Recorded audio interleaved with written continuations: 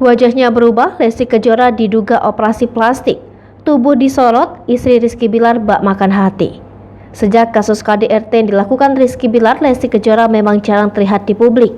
Bila biasanya pasangan Lesti Kejora dan Rizky Bilar selalu tampil di muka umum, maka hal itu kini jarang terlihat lagi. Bahkan Lesti sempat tak hadir saat ia mendapatkan beberapa penghargaan televisi. Ditambah lagi kanal YouTube Leslar Entertainment milik Lesti dan Rizky Bilar kini telah ditutup.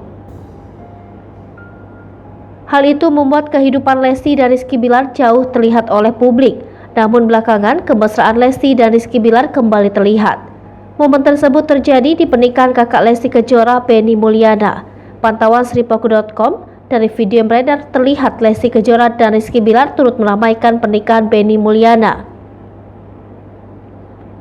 Sayangnya, publik justru menyoroti penampilan Lesti. Lesti Kejora diduga telah melakukan operasi plastik. Hal ini terlihat dalam kolom komentar unggahan Instagram @LestiKejora.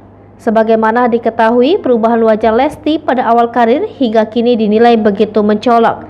Namun Mbak enggan ambil pusing perihal tudingan miring tersebut. Lesti lebih memilih untuk tetap bahagia dengan hidupnya.